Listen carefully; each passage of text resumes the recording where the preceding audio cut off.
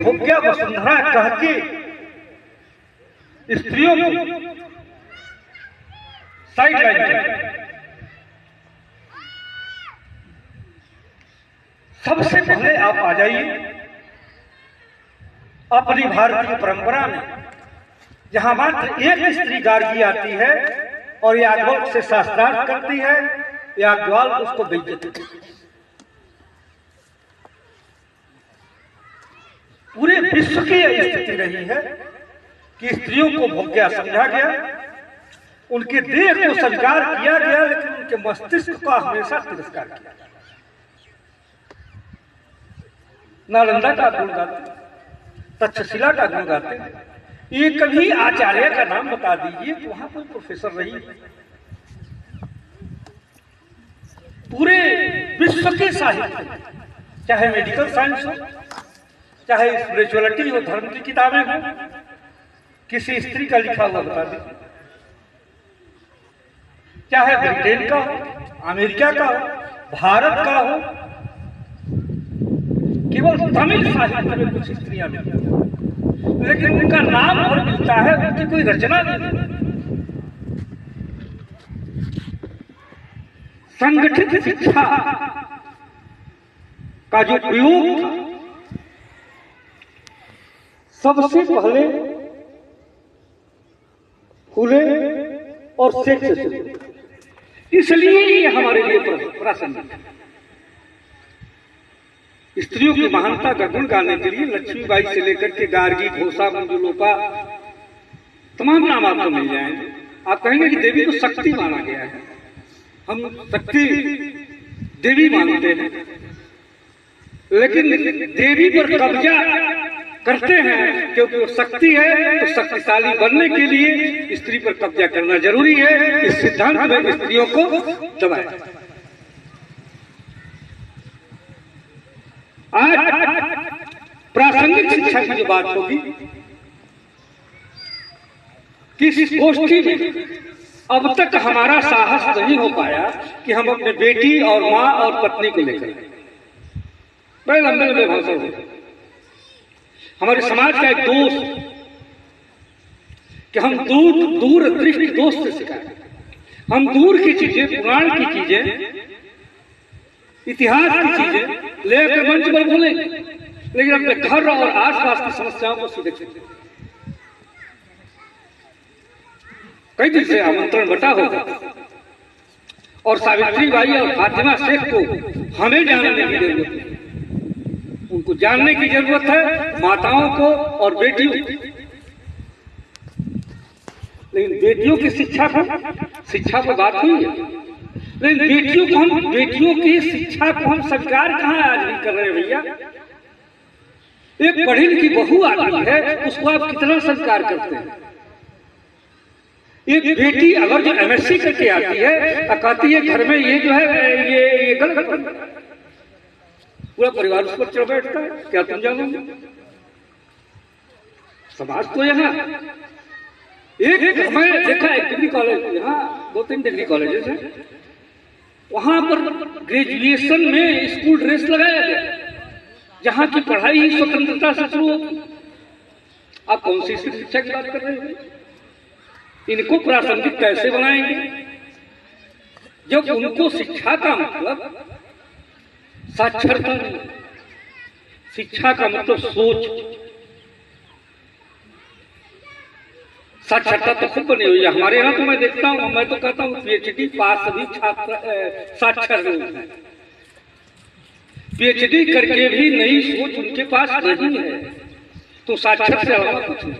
अब देखिए हमारे DM साहब में सोहर गाने लगती, हनुमान जी का भंडारा कराने लगती। उनको मैं शिक्षित नहीं मानता, उन्होंने कुछ टेक्निकल परीक्षाओं पर सवालों का जवाब दिया और एक नौकरी पा गई। वो शिक्षित होकर करवा चौथ MSc कर लिया बेटी, अच्छा बहू करवा चौथ रुक रही है, छठ में गड़ही के पानी में जाकर गंदे पानी में इतना पड़ी खड़ी हुई है। ये सावित्री बाई फुले, फातिमा शेख की जो शिक्षा है वो सोच की शिक्षा, और इसके लिए अगर जो हम वास्तव में अपनी परंपरा को, अपने समाज को अगर स्वस्थ बनाना चाहते हैं तो स्त्रियों के साथ साथ हमें बनाना, हम अपनी पढ़ी लिखी बहू को स्वीकार करना पड़े, पढ़ी लिखी बेटी को स्वीकार करना पड़े, अपनी पत्नी की बातों को भी सम्मान देना पड़े। हम बहुत पढ़े लिखे लोगों के यहाँ जानते हैं, पत्नी अगर जो कोई विमर्श करती है तो कहते हैं तुम नहीं, यह तुम्हारा मामला है।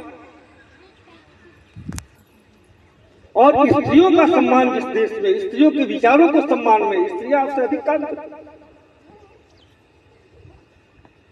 स्त्रियां जिस क्षेत्र में छू दे रही हैं, आप देख रहे हैं, जिस क्षेत्र में उनको अवसर मिला है आपसे बहुत आगे।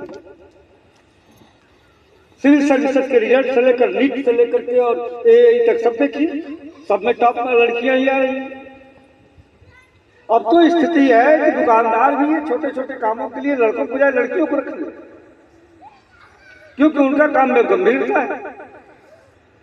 तो समाज में साम्यता की जो बात है वह सबसे पहले जेंडर से शुरू होगा। जब जेंडर से शुरू होगा तो हम अपने परिवार में समानता के साथ चलेंगे।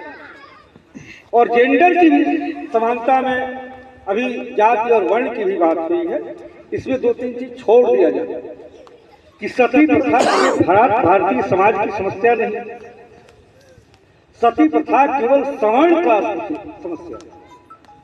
सवर्ण जातियों में विधवा विवाह वर्जित था, आज भी लगभग है।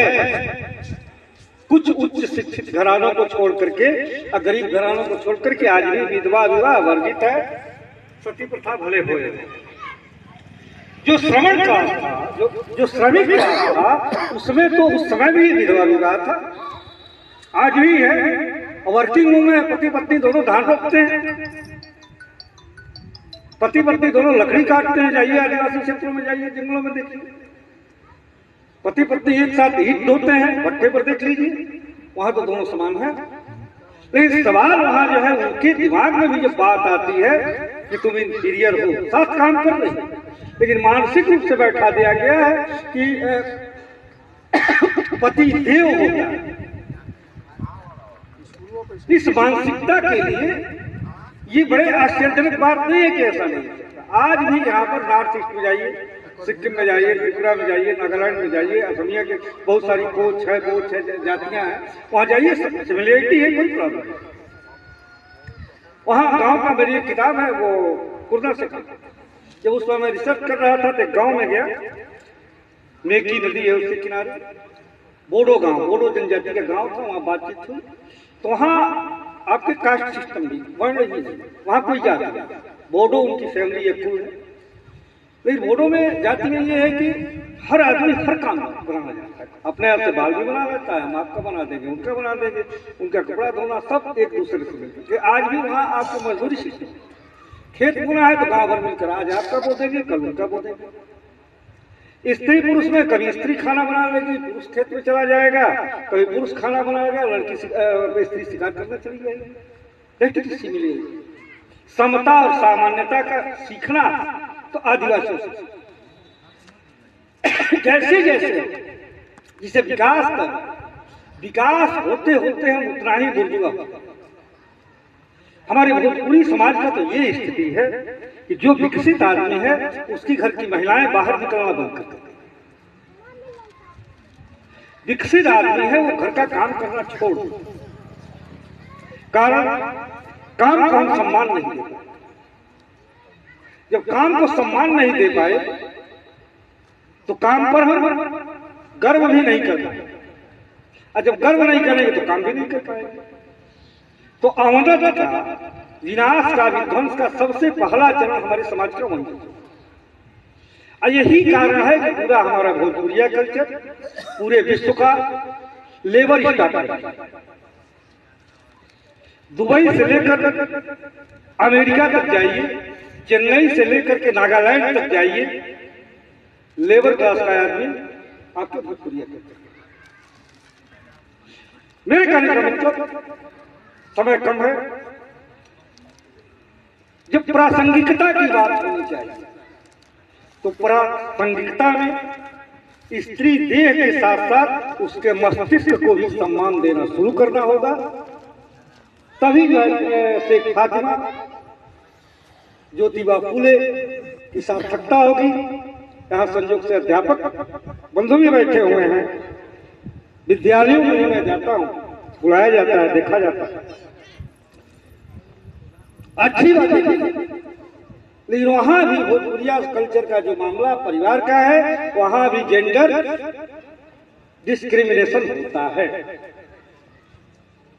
वहां भी लड़की, अभी यहाँ नहीं है कि एक लड़के और लड़की स्वस्थ संवाद खड़ा होकर कर ले, ये हमारे समाज में हम स्वीकार नहीं कर पाए। और स्वाभाविक है कि इस लड़की को हमने IIT करने के लिए BHU भेज दिया, उसका रिमोट मेरे पास है। पढ़ाना है तो कहेंगे कि अब शादी करनी है, शादी करनी है तो उसी बिरादरी में करनी है। अब IIT वहां से कर लिया और उसको जो है बहुत अमीर परिवार में कर दीजिए, जिसके पास 150 एकड़ खेत हो, ट्रैक्टर हो, बंदूक हो, ट्राली। हम यही हैं, इसी में घूम रहे हैं। अभी फोन आया था किस तरह की पंचायत में जाना है, लड़की सेना में अफसर है, लड़का ब्राह्मण है, लड़का जायसवाल है, MBA है, दोनों कोर्ट मैरिज कर लिए हैं और दोनों के कोर्ट मैरिज को निरस्त करने के लिए चर्चा हो रही है, देवरिया का ही मामला। तो स्वतंत्रता का मतलब वहां हमें इस बात के लिए तैयार होना पड़ेगा कि यदि हमारी बेटी IITians है, सेना में कैप्टन है, तो उसके अपने स्वयं वर्ण का भी अधिकार देना होगा। और स्वयं वर्ण कोई नई बात नहीं है भारतीय सभ्यता के लिए। कृष्ण ने कहा है कि इन लड़कियों से वर के चयन का अधिकार छीन लिया जाएगा, उस दिन सबसे बड़ा इस भारतीय संस्कृति का दुर्भाग्य का, और उसे हमने छीना। इतिहास तो नहीं, लेकिन पुराण है, मिथक है, रोज खटते रहते हैं। शिव से लेकर के राम और कृष्ण, ऋषियों, सबका विवाह स्वयं है। आप महान विरासत की बात करते हैं और विरासत की बात नहीं मानते हैं। हम जिसको मानना नहीं होता है उसको पूजने लगते हैं, चाहे वो रामायण हो, चाहे महाभारत हो, चाहे बाबा अंबेडकर हो। बाबा साहब को भी मैं देखा है कि दूध से लोग, और बर्थडे पर गिफ्ट देने के लिए कम से कम बाबा साहब की किताबें दिया करो। केवल बाबा साहब की नहीं, कोई भी किताब हम अगर जन्मदिन पर देना शुरू करें तो हर घर में कुछ किताबें। तो सबसे पहले जरूरी है किताबों तक हमें ले आना बच्चों को अपने। हमारा तो जो होना था हो गया। कम से कम अगर जो हम जिंदा हैं, मन से जिंदा है, शरीर तो क्या बात है, तो कम से कम अगर जो हम वास्तव में स्वतंत्रता, समता भरा समाज को, परिवार को देखना चाहते हैं तो किताबों की ओर लौटना पड़ेगा। किताबों के आदान प्रदान, शादी में, ब्याह में, कहीं भी जब तक वो पढ़ने की प्रवृत्ति नहीं आएगी, सोच नहीं विकसित होगी, और सोच नहीं विकसित होगी तो आपका BA पास लड़का भी दुर्गा पूजा में DJ बनाकर नाचता रहेगा। हम खुद मूर्ति रखवाते हैं अपने मोहल्ले, हम खुद वहीं पर रहते हैं और खुद हमारा बेटा रात भर जाकर DJ पर नाचता है। हम कुछ नहीं बोलते हैं, फिर कहते हैं कि जमाना खराब है। उस जमाने को खराब करने में हम खुद भरपूर अभिभावक की तरह लगे हुए। तो भातिबा से और ज्योतिबा फुले के शिक्षा का जो सोच का संस्थापक रूप में प्रयोग किया था, उस प्रयोग को अपनाने के लिए हमें सोच विकसित करना होगा। जय संविधान, जय भारत।